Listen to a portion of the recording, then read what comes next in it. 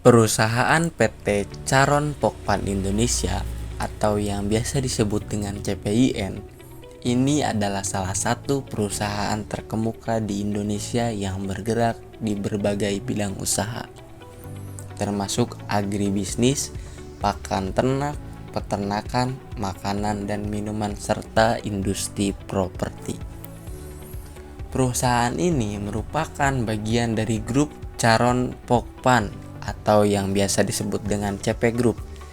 Ini adalah sebuah perusahaan multinasional yang berbasis di Thailand dan memiliki kehadiran di berbagai negara di seluruh dunia.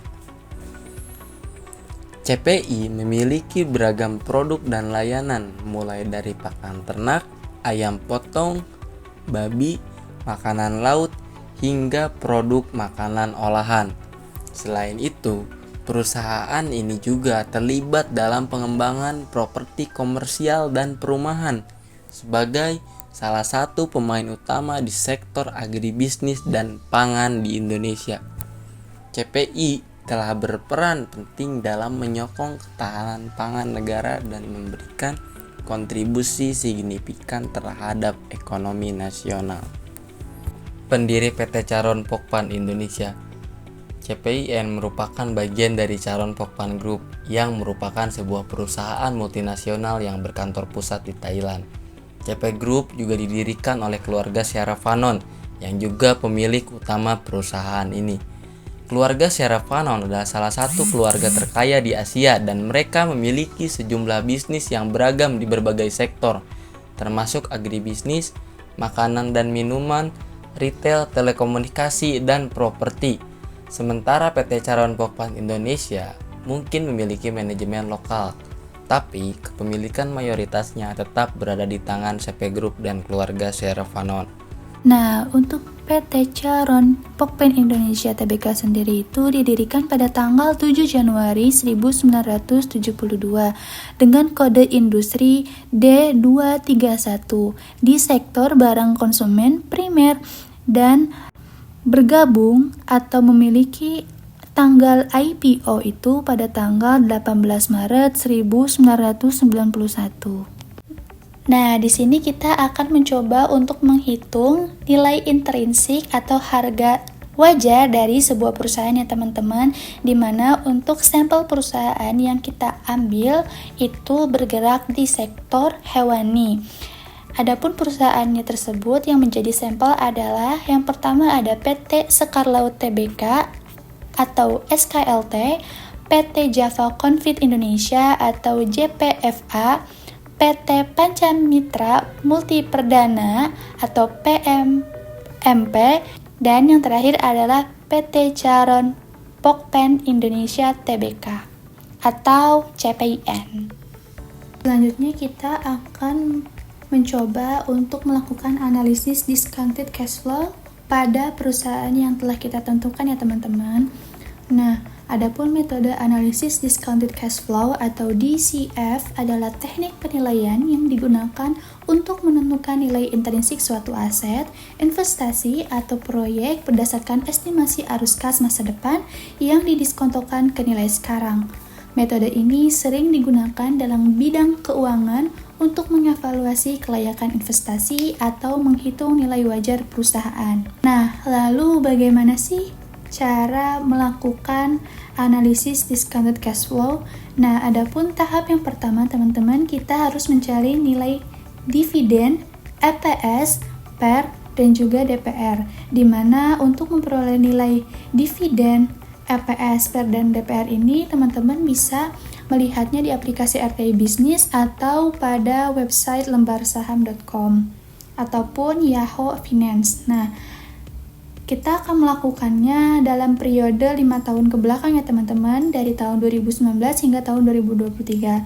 Sehingga di sini terlihat bahwa pada PT SKLT itu mendapat DPS sebesar 2,70, price-nya 259, EPS 11,31, PER-nya 22,90 kali, dan DPR-nya itu sebesar 0,24. Untuk PT JPFA itu DPS-nya sebesar Rp50, price-nya Rp1.125, EPS-nya 79, PER-nya 14,24 kali, DPR-nya itu 0,63. Untuk PT PMMP itu DPS-nya 0 teman-teman, tidak ada, price-nya itu sebesar Rp268, EPS-nya itu 0,5, PER-nya 536 kali, dan DPR-nya itu sebanyak atau sebesar Rp0. Nah, yang terakhir pada PT CPIN memperoleh DPS pada tahun 2023 itu sebesar Rp130, price-nya Rp4.590, EPS-nya 141,36, PER-nya itu sebesar atau sebanyak 32,47 kali, dan DPR-nya itu sebesar 0,92. Nah, langkah kedua kita akan menghitung future value EPS atau EPS growth untuk 10 tahun ke depan, dimana sebelum melakukannya kita harus mencari nilai growth-nya terlebih dahulu teman-teman. Di sini kita sudah mengetahui nilai growth-nya itu sebesar 15% yang kemudian kita desimalkan sebesar atau menjadi 0,15. Nah, untuk rumus VP EPS itu adalah dengan mengalihkan antara EPS tahun terakhir dengan PV 1 plus growth. Nah, sehingga di sini kita memperoleh total VP EPS selama 10 tahun pada PT SKLT itu sebanyak atau sebesar Rp264,8, PT JPFA itu sebesar Rp1.844,59, PT PMMP itu sebanyak atau berjumlah 11,67, sedangkan PT CPIN itu mendapatkan total VP EPS sebanyak Rp3.300,65. Untuk step ketiga atau langkah ketiga itu kita akan mengakumulasi nilai dividen ya teman-teman, di mana akumulasi dividen atau VP dividen ini diperoleh dengan mengkalikan antara VP EPS yang sudah kita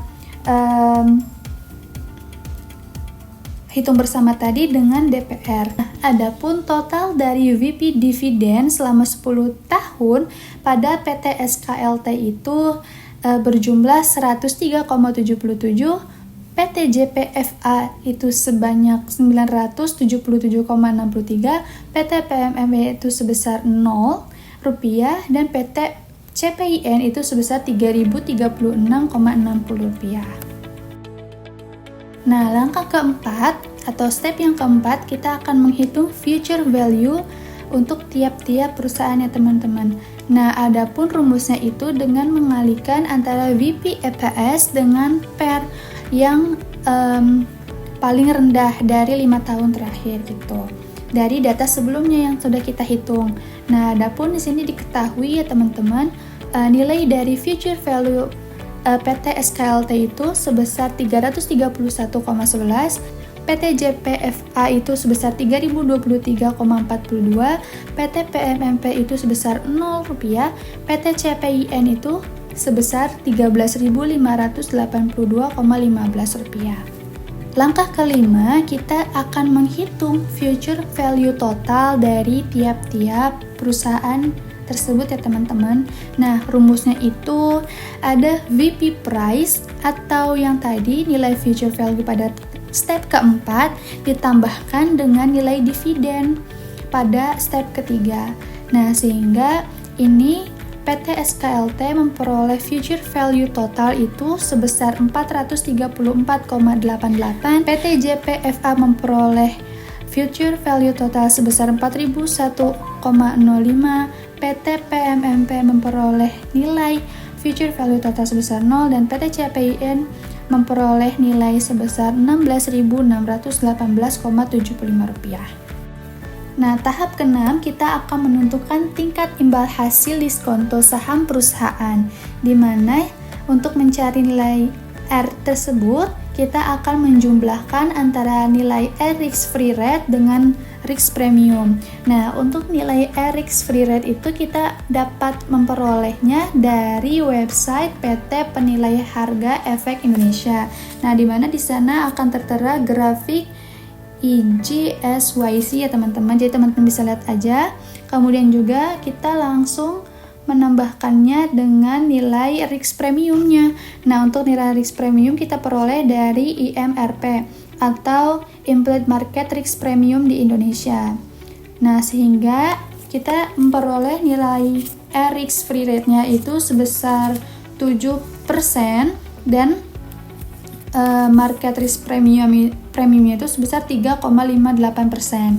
Sehingga jika didesimalkan nilainya itu akan sebesar 0,07047 ditambahkan dengan 0,0358 sehingga kita akan memperoleh tingkat diskonto saham perusahaan di Indonesia itu sebesar 0,10627 atau setara dengan 10 sekian persen.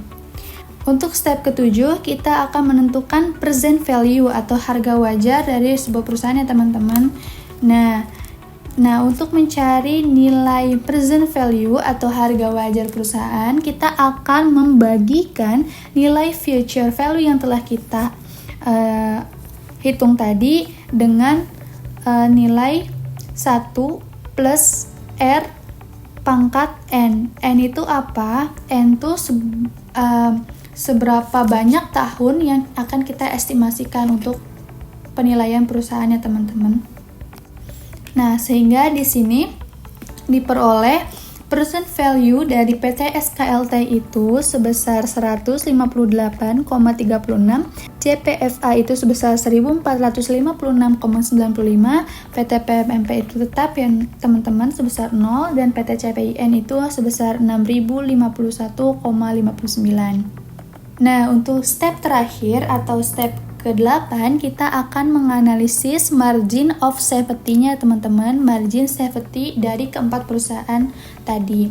Nah, untuk mencari nilai MOS sendiri atau margin of safety itu dengan cara mengurangkan nilai intrinsik dengan harga saham, kemudian dibagi dengan nilai intrinsik lagi dan kemudian nanti dikalikan 100%. Sehingga di sini diperoleh PT SKLT itu memiliki MOS sebesar minus 66%, PT JPFH itu memperoleh MOS sebesar 23%, PT PMMP itu tidak bisa teman-teman karena ada yang berjumlah 0 tadi nilai intrinsic value-nya, sedangkan PT CPIN itu memperoleh nilai MOS atau margin of safety sebesar 24%. Nah, sebenarnya untuk menjadi tolak ukur margin of safety itu nilainya harus di atas 30% ya teman-teman untuk bisa dikatakan layak kita untuk membeli saham perusahaan tersebut. Namun di sini PT JPFA dan juga CPIN hanya memperoleh dari kisaran 20%-an saja. Dari hasil analisis discounted cash flow ini dapat disimpulkan bahwa perusahaan yang memiliki nilai intrinsik terbesar itu jatuh kepada PT CPIN dengan perolehan nilai intrinsiknya itu sebesar 6.051,59. Nah, selanjutnya kita akan bandingkan antara analisis discounted cash flow dan analisis magic formula Greenblatt, Rose, dan EY. Nah, selanjutnya tuh kita coba untuk menganalisis nilai intrinsik atau harga wajar menggunakan analisis magic formula. Nah, analisis magic formula adalah strategi investasi yang diperkenalkan oleh Joel Greenblatt dalam bukunya The Little Book That Still Beats the Market. Strategi ini tuh dirancang untuk membantu investor menemukan saham berkualitas tinggi dengan valuasi menarik menggunakan pendekatan yang sederhana. Nah, kita tuh akan menggabungkan dua matriks ya teman-teman. Ada yang pertama ROCE atau Return on Capital Employed, dan yang kedua itu ada Earning Yield. Di mana yang pertama ROCE itu merupakan ukuran profitabilitas dan efisiensi perusahaan dalam menggunakan modal. Nah, ROCE ini digunakan untuk menilai kualitas bisnis dengan asumsi bahwa perusahaan dengan ROCE tertinggi mampu menghasilkan laba besar dari modal yang digunakan. Nah, adapun earning yield atau EY itu digunakan untuk mengukur valuasi suatu saham dengan yang mana nantinya akan menunjukkan seberapa besar laba yang dihasilkan dibandingkan dengan harga pasar saham tersebut. Nah, earning yield yang tinggi menunjukkan saham undervalued ya teman-teman, atau di harga murah dibandingkan potensi labanya. Nah, lalu bagaimana sih melakukan analisis magic formula Greenbelt, Rose, dan EY ini? Nah, adapun step pertama yang bisa kita lakukan, nah pastinya kita harus mengumpulkan data-data terlebih dahulu ya teman-teman. Nah, di layar tertera, data-data yang kita perlukan itu yang pertama ada current asset, kedua fixed asset, kemudian kita menjumlahkan keduanya, terus ada juga ekuitas, ada short term liabilities atau hutang jangka pendek, dan long term liabilities atau hutang jangka panjang. Kemudian ada EBIT atau earning before interest and tax, atau bisa disebut juga gross profit atau laba kotor. Kemudian kita juga mencari kas dan setara kas, dan juga share outstanding atau saham beredar, dan terakhir kita juga akan mencari price atau harga sahamnya. Nah, teman-teman bisa memperoleh data-data dari beberapa akun tersebut itu di website IDX ya teman-teman, di mana di sana juga terdapat beberapa laporan keuangan seperti laporan keuangan ataupun laporan keuangan konsolidasi. Nah, untuk selanjutnya ketika data-data kita sudah terpenuhi, kita akan berusaha atau kita akan memulai mencari nilai ROCE, di mana nilai ROCE ini diperoleh dari membagi antara EBIT atau gross profit laba kotor dengan penjumlahan antara ekuitas dengan long term liabilities atau utang jangka pendek. Kemudian hasilnya dikalikan dengan 100.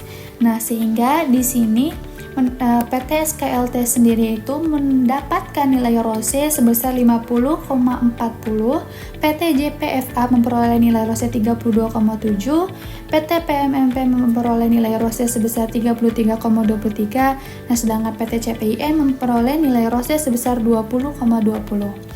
Nah, selanjutnya kita akan mencoba untuk memperoleh atau menghitung nilai dari earning yield-nya, di mana untuk mencari nilai earning yield itu adalah dengan membagikan EBIT atau gross profit atau laba kotor dengan sebelumnya kita mengalihkan antara price harga saham dikalikan dengan saham beredar, kemudian dijumlahkan dengan long term liabilities atau utang jangka panjang yang nantinya akan dikurangi dengan kas dan setara kas. Kemudian hasilnya dikalikan dengan 100. Pada PT SKLT memperoleh nilai EY sebesar 33, PT JPFA itu memperoleh nilai EY sebesar 35,86, PT PMMP memperoleh nilai EY sebesar 74,76, dan sedangkan PT CPIN itu memperoleh nilai EY sebesar 8,54. Nah, setelah kita memperoleh nilai ROCE dan juga EY, step selanjutnya teman-teman kita akan membuat peringkat urutan mana saja sih perusahaan yang memiliki nilai ROCE dari yang tertinggi ke rendah. Nah, berlaku juga untuk EY, di mana sih perusahaan yang memiliki nilai EY tertinggi hingga terendah. Nah, di sini pada tahun 2023 sudah kita urutkan ya teman-teman, di mana PT yang memiliki nilai ROCE tertinggi itu adalah PT SKLT dengan nilai 50,40, dilanjutkan dengan PT PMMP, JPFA, dan juga CPIN. Nah, untuk EY sendiri, nilai tertinggi itu jatuh pada PT PMMP dengan nilai EY sebesar 74,76. Nah, untuk langkah selanjutnya kita juga butuh data tambahan ya teman-teman. Kita butuh data EPS, kemudian kita butuh data NBVS, dan kita butuh data harga beli saham, jual saham. Nah, nanti dari data tersebut kita akan mengetahui nilai harga wajarnya. Nah, sebelumnya kita akan membahas dulu nih tentang NBVS. Nah, apa sih NBVS itu? Nah, NBVS itu adalah singkatan dari Net Book Value per Share atau nilai buku bersih per saham, di mana NBVS itu merupakan ukuran yang digunakan untuk menilai ekuitas perusahaan per saham berdasarkan laporan keuangannya. Nah, adapun untuk mencari NBVS itu kita akan membagikan antara total ekuitas dan juga jumlah saham yang beredar ya teman-teman. Nah, sehingga di sini diperoleh NBVS-nya, MP itu memperoleh nilai NBVS sebanyak 532,81, PT SKLD itu memperoleh NBVS sebanyak 131,26, PT JVM memperoleh sebanyak 1208,13, dan PT CPIN memperoleh NBVS sebesar 1648,30. Nah, setelah ini diketahui nilai NBVS-nya, kita akan mencoba untuk menghitung harga wajarnya, di mana menghitung harga wajar itu kita akan menggunakan rumus akar dari 22,5 dikalikan dengan nilai EPS perusahaan yang kita tuju, kemudian dikalikan pula dengan nilai NBVS yang telah kita hitung sebelumnya, sehingga di sini diperoleh pada PT PMMP itu memperoleh harga wajar sebesar Rp77,42, pada PT SKLT itu sebesar Rp182,76, PT JPFH itu memperoleh harga wajar sebesar Rp1.480,73, dan pada PT CPIN memperoleh nilai atau harga wajar sebesar Rp2.289,67. Sehingga di sini kita dapat mengetahui ya teman-teman, adapun perusahaan yang memiliki harga wajar tertinggi itu adalah PT CPIN atau PT Charon Pokpen Indonesia Tbk. Penjelasan tentang laporan keuangan 5 tahun terakhir dari PT yang kita analisis dan kita ambil yang paling terbaik, yaitu dari PT CPIN. Pada tahun 2019, laporan posisi keuangan total asetnya sebesar Rp29.109.408.000, total liabilitas Rp8.213.550.000, jumlah ekuitas sebesar Rp20.895.858.000, dan di laporan laba rugi ada pendapatan sebesar Rp40.501.146.000, laba bruto sebesar Rp7.975.167.000, laba tahun berjalan Rp3.642.226.000, dan laba per saham sebesar 222. Laporan perubahan ekuitas saham biasa sebesar Rp163.980.000, tambahan modal disetor negatif Rp43.385.000, komponen transaksi ekuitas lainnya sebesar Rp18.276.000, saldo yang telah ditentukan pengguna sebesar 33 juta, saldo laba yang belum ditentukan pengguna 20.711.036.000 rupiah, ekuitas yang dapat didistribusikan kepada entitas induk sebesar 20.882.907.000 rupiah, kepentingan non pengendalian sebesar 12.951.000 rupiah, jumlah ekuitas 20.895.858.000 rupiah. Selanjutnya ada laporan arus kas, aktivitas operasional sebesar 3.417.300.300 rupiah, aktivitas investasi negatif 2.854.639.000 rupiah, aktivitas pendanaan negatif 1.374.310.000 rupiah, kenaikan kas dan setara kas sebesar negatif 828.776.000 rupiah, kas akhir tahun sebesar 1.961.373.000 rupiah. Selanjutnya pada tahun 2020 mengalami kenaikan dari laporan posisi keuangannya. Total asetnya itu sebesar 31.159.291.000 rupiah. Total liabilitas 7.809.608.000 rupiah. Jumlah ekuitas sebesar 23.349.683.000 rupiah.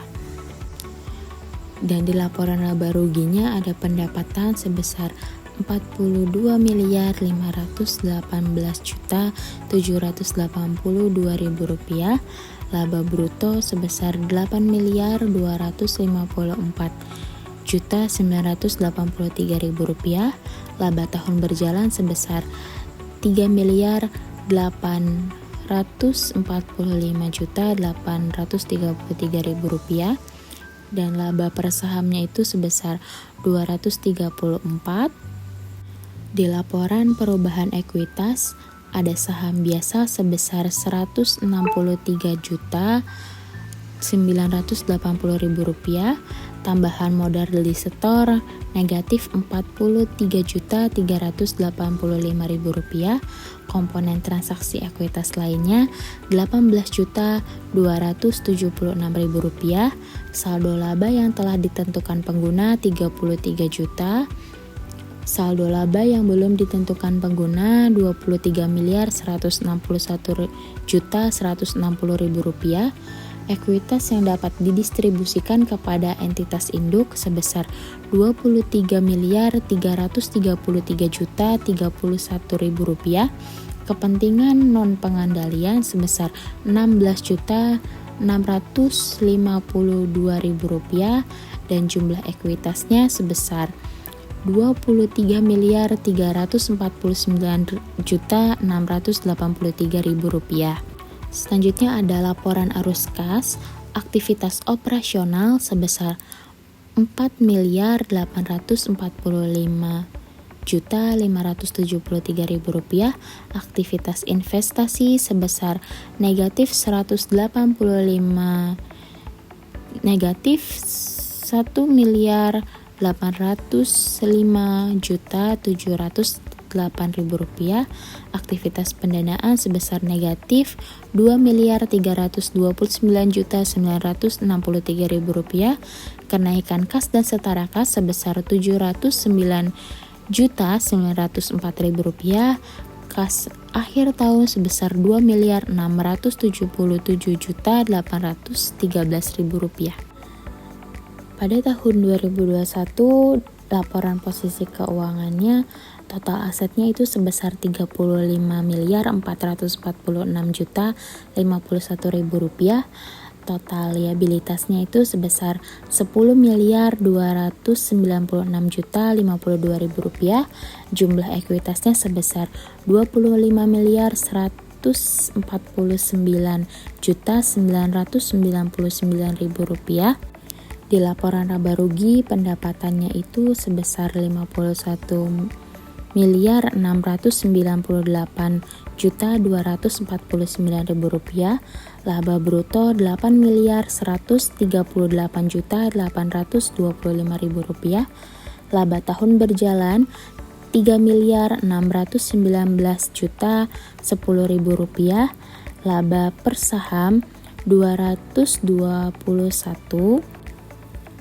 Laporan perubahan ekuitas saham biasa sebesar 163.980.000 rupiah, tambahan modal di setor negatif 43.385.000 rupiah, komponen transaksi ekuitas lainnya sebesar 18.276.000 rupiah, saldo laba yang telah ditentukan pengguna 33 juta rupiah, saldo laba yang belum disetorkan pengguna sebesar 24.963.417.000 rupiah, ekuitas yang dapat didistribusikan kepada entitas induk sebesar 25.135.288.000 rupiah, kepentingan non pengendalian 14.711.000 rupiah, jumlah ekuitas 25.149.999.000 rupiah. Laporan arus kas, ada aktivitas operasional sebesar 2.121.905.000 rupiah, aktivitas investasi negatif 2.819.121.000 rupiah, aktivitas pendanaan 316.035.000 rupiah, kenaikan kas dan setara kas negatif 1.013.251.000 rupiah, kas akhir tahun sebesar 1.666.307.000 rupiah. Dan pada tahun 2022 untuk laporan posisi keuangan, total asetnya itu sebesar 39.847.555.000 rupiah. Untuk total liabilitasnya sebesar 13.520.331.000 rupiah, jumlah ekuitas 26.327.214.000 rupiah. Laporan raba rugi pendapatannya itu sebesar 56.867.544.000 rupiah, laba brutonya sebesar 8.144.040.000 rupiah, laba tahun berjalan 2.930.350.000 rupiah, laba per saham 179. Untuk laporan perubahan ekuitas, ada saham biasa sebesar 163.980.000 rupiah, tambahan modal di setor sebesar negatif 43.385.000 rupiah, komponen transaksi ekuitas lainnya 18.276.000 rupiah, saldo laba yang telah ditentukan pengguna 33 juta, saldo laba yang belum ditentukan pengguna 26.138.602.000 rupiah.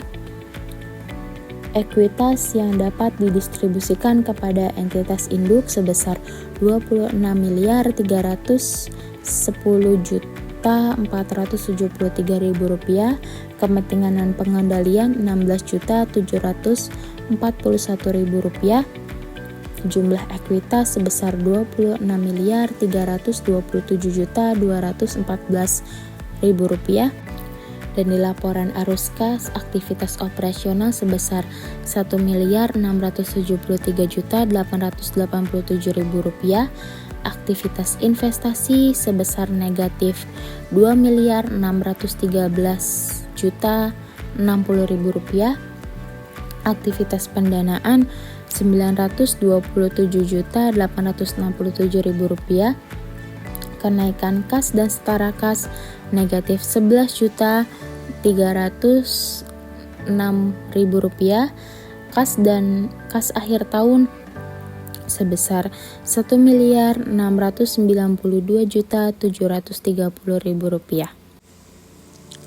Dan pada tahun 2023 laporan posisi keuangannya, total asetnya itu sebesar 40.970.800.000 rupiah, total liabilitasnya itu 13.942.042.000 rupiah, jumlah ekuitasnya sebesar 27.028.758.000 rupiah. Di laporan laba rugi pendapatannya itu sebesar 61.615.850.000 rupiah, laba brutonya itu sebesar 8.274.000.000 Rp4.512.000, laba tahun berjalan Rp2.318.088.000, laba per sahamnya itu sebesar 141. Selanjutnya ada laporan perubahan ekuitas. Saham biasanya sebesar Rp163.980.000, tambahan modalisator sebesar negatif Rp43.385.000, komponen transaksi ekuitas lainnya sebesar Rp18.276.000. Saldo laba yang telah ditentukan pengguna sebesar 33 juta, saldo laba yang belum ditentukan pengguna sebesar Rp26.840.626.000. Ekuitas yang dapat didistribusikan kepada entitas penduduk sebesar Rp12.497.000, kepentingan dan pengembalian sebesar Rp16.261.000, jumlah ekuitasnya sebesar Rp28.758.000.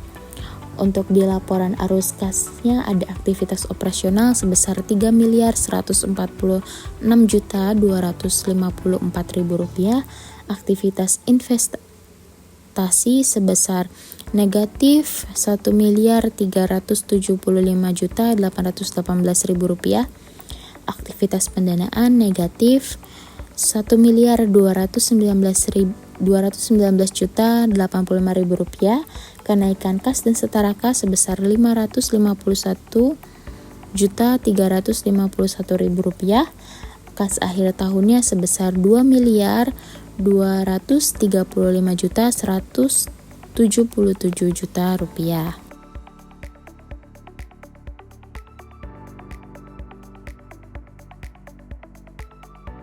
Berdasarkan analisis yang dilakukan terhadap data keuangan perusahaan, terdapat beberapa pesaing yang memiliki kinerja yang berbeda-beda dalam hal dividen seperti EPS, earning per share, PER, price earning ratio, dan DPR, dividend payout ratio, dan analisis margin of safety atau MOS selama periode yang diteliti. Yang pertama itu ada perusahaan SKLT. Perusahaan ini mengalami kerugian, namun margin of safety yang lebih kecil, yaitu negatif 64% dibandingkan dengan perusahaan lainnya. Ini menunjukkan bahwa harga saham SKLT mungkin sedikit lebih dekat dengan nilai intrinsiknya dibandingkan dengan pesaing lainnya. Perusahaan ini menunjukkan fluktuasi dalam nilai dividen per saham atau DPS dengan nilai negatif pada beberapa tahun, mencerminkan tantangan dalam menghasilkan laba bersih. Meskipun EPS-nya mengalami pertumbuhan yang meningkat dari tahun ke tahun, namun PER yang tinggi menunjukkan bahwa pasar saham mungkin menilai saham ini dengan optimis. Namun demikian, DPR menunjukkan angka negatif yang mengidentifikasikan bahwa perusahaan ini tidak membagikan dividen kepada pemegang saham. Meskipun demikian, nilai sahamnya masih cukup tinggi yang menunjukkan kepercayaan pasar terhadap pertumbuhannya. Yang kedua, terdapat perusahaan JPFA. Perusahaan ini mengalami kerugian besar dengan margin of safety negatif sebesar negatif 782%. Ini menunjukkan bahwa harga sahamnya jauh lebih tinggi daripada nilai intrinsiknya. JPFA memiliki EPS yang sangat tinggi dibandingkan dengan pesaing lainnya, dengan PER yang relatif lebih rendah, menunjukkan bahwa sahamnya mungkin undervalue. DPR yang positif menunjukkan bahwa perusahaan ini memiliki kebijakan dividen yang stabil. Pertumbuhan EPS yang signifikan menunjukkan potensi keuntungan di masa depan. Meskipun mengalami penurunan dalam DPS, perusahaan ini tetap memberikan dividen yang konsisten, mencerminkan komitmen untuk memberikan imbal hasil kepada pemegang saham. Yang ketiga, terdapat perusahaan PMMP. Perusahaan ini memiliki nilai intrinsik 0, sehingga margin of safety tidak dapat dihitung, menunjukkan bahwa perusahaan ini mungkin mengalami kesulitan finansial. PMMP perusahaan ini mengalami kerugian yang signifikan dalam DPS dan memiliki EPS yang tidak konsisten. Hal ini menunjukkan bahwa PMMP mungkin menghadapi kesulitan dalam mempertahankan profitabilitas dengan PER yang tidak dapat dihitung. Ini menandakan bahwa perusahaan mungkin tidak menarik bagi investor saat ini, terutama karena tidak ada pembagian dividen.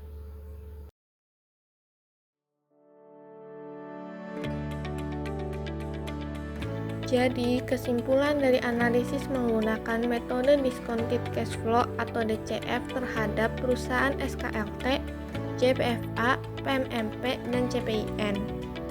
Penggunaan tingkat diskonto yang tepat sangat penting dalam analisis DCF. Perusahaan dengan risiko lebih tinggi mungkin memerlukan tingkat diskonto yang lebih tinggi dibandingkan dengan perusahaan yang lebih stabil. Analisis margin of safety atau MOS menunjukkan seberapa besar selisih antara nilai intrinsik dan harga pasar saat ini. Hasil analisis menunjukkan bahwa beberapa perusahaan mungkin memiliki MOS yang negatif, yang mengindikasikan bahwa saham tersebut mungkin overvalue di pasar. Perusahaan SKLT dan PMMP menunjukkan tantangan dalam pertumbuhan arus kas, sedangkan JPFA dan CPIN menunjukkan potensi pertumbuhan yang lebih stabil yang mencerminkan kondisi operasional dan strategi bisnis masing-masing. Hasil dari analisis DCF memberikan dasar yang kuat untuk pengambilan keputusan investasi. Investor dapat menggunakan informasi ini untuk menentukan apakah harga saham saat ini mencerminkan nilai sebenarnya dari perusahaan, serta untuk membandingkan potensi investasi antara SKLT, JPFA, PMMP, dan CPIN.